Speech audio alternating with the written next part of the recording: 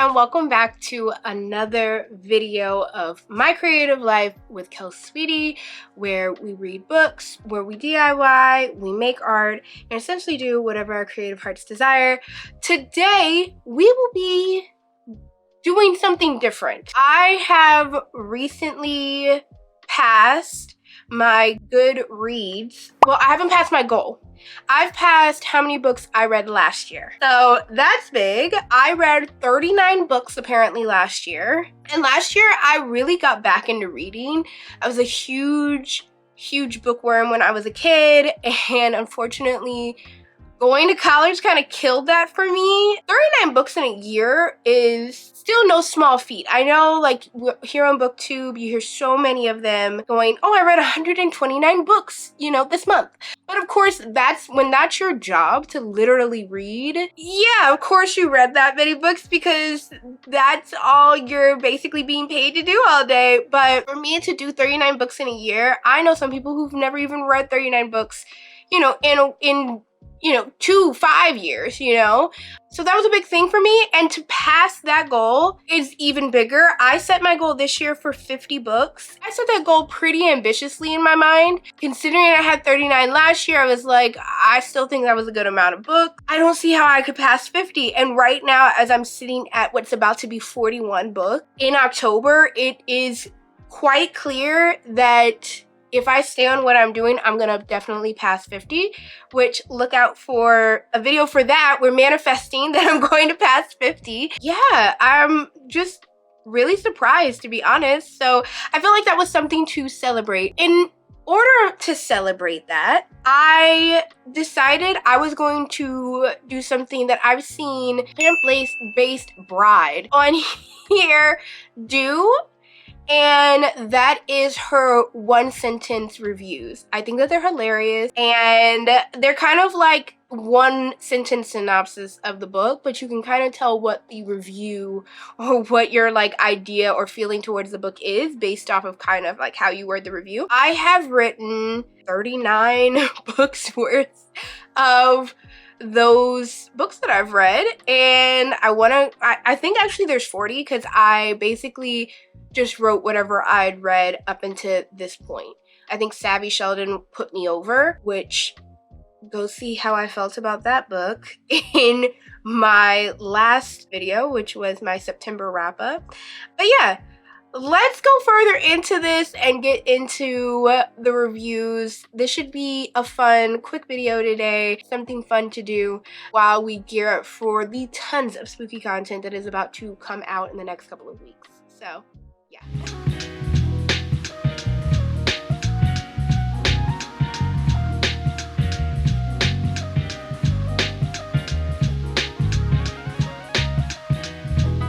So yeah, like I said before, I got this idea from Plant-Based Bride here on YouTube. I think it's also really interesting to kind of have the challenge of trying to sum up a book in only one sentence. Like, what's the elevator pitch for it, on whether you like it or not. I found that, as you will see, both hard as well as pretty fun. Going back and realizing the books that I read this year, I really tried to read something different this year than what I did last year, which was a lot of horror and thriller and mystery.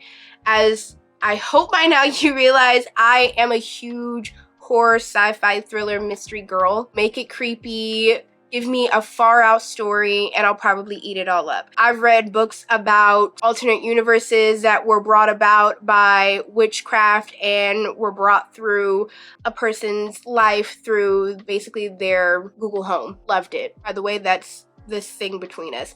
I've read about a suburban mother who is slowly turning into a werewolf and nobody believes her. Night bitch. That was a good ride. That was a really good ride.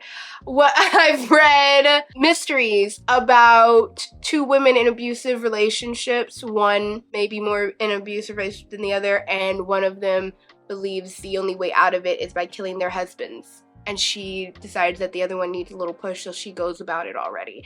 Not So Perfect Strangers. These are great books. While I have been in a little bit of a slump as of late, I don't read a boring book. And I think that's also why I've been in a slump as of late, because none of the books per se I've been reading are bad books. They are just not super out there exciting books. Now, not to jinx it, the book I just finished, it's amazing. I think October is literally going to push me to the end of the year on the good book tip, because this book has been such a good ride. And the book I'm buddy reading with Roxanne by Bun here on YouTube, go check her out because she's doing bookish content now. Rouge by Mona Awad. I am probably about 20% through the book right now because I needed a head start, because Roxanne, she moves through a book. I'm just so I'm also worried that I've read too much and like I have to double back. So yeah, but yeah, those books have just been so great right now. Going through some of my books that I read this year, I really noticed I tried my best to not just read horror and thriller and mystery and sci-fi this year, which I'm proud of. But I think doing that, I have also realized when something, if it ain't broke, don't fix it. Because I will say this year has probably been the most mixed bag of reviews that I've really done compared to last year. And I think that's because looking back at this year, I really did not read as many horror thrillers as I thought I had. And when I look back at what I reviewed highly, they were all horror, thriller, mystery, sci-fi. So I think going into the end of this year and going into next year, I think that that's a big note to take into, like, you know, going into the rest of the year as I'm getting new books and listening about new stories and finding out about, you know, new stories that are out there and everything, that you tried it. You tried to read more essays, you tried to read more romance, you tried to read more lit fic. At the end of the day, you love horror and thriller and mysteries, and that's okay. So, all that being said, let's get into these one sentence reviews. I hope that you find them entertaining. I had a ball making them, going back and writing these one sentence reviews. So I hope that you guys enjoy. Book 1. A series of unfortunate events, The Reptile Room. 3 orphan children are on the run from their evil original caregiver while living with their sweet, snake-sitting uncle. Book 2. Fantastic Mr. Fox. A sneaky fox tries to outsmart 3 not-so-smart farmers. Book 3. Book lovers. 2 frenemies in the book industry end up running into each other while on vacation and become romantically involved. Book 4. A series of unfortunate events, The Wide Window. 3 orphan children are still on the run from their evil original caregiver while living with their panophobic aunt in an unsteady structure. Book 5. Bunny. An MFA student is invited to her hive mind classmates' writing salon to find they're up to Frankenstein-like deeds. Book 6. All of the Marvels. Douglas Walk read all of the comic book for Marvel, so you don't have to. Book 7. I'm Glad My Mom Died. Jeanette McCurdy strips raw her personal story of being a Nickelodeon star and asks the question, if our parents abuse us and we never get closure, can we still miss them after they die? Book 8. Take a hint, Danny Brown. An academic, witchy bisexual is saved by her equally hot ex-footballer co-worker.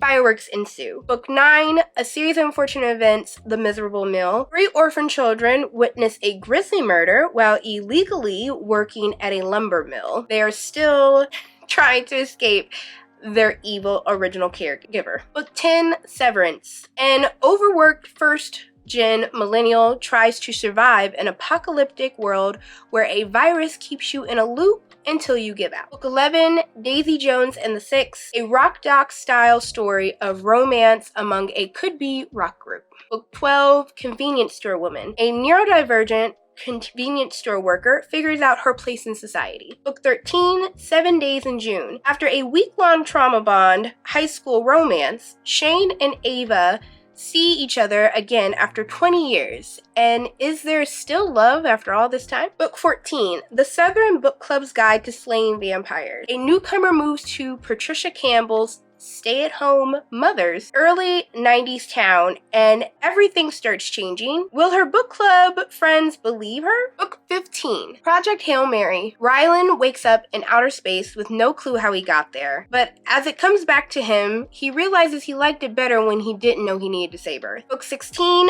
Baby Teeth. Suzette's psychopathic daughter Hannah wants her dad all to herself, and Suzette's in the way. Book 17, The Seven Husbands of Evelyn Hugo. Evelyn Hugo retells her love and loss during her years as a 1920s Hollywood starlet. Book 18, Under the Whispering Door. Wallace learns to accept his own death through the family he makes at his crossing. Book 19, How to Sell a Haunted House. Louise is dealing with the passing of both her parents, but there are some family heirlooms you just don't want to inherit, especially not Pumpkin the Puppet. Book 20, The World Gives Way. When the world leaves Earth in search of a new one, Myra, a maid, finds out from her employers that it may be all in vain. Book 21, Trick Mirror. Gia Tolentino's personal essay is a true reflection of the millennials' biggest downfalls. Book 22, Notes on the Execution. Ansel Packer is scheduled to die in 12 hours.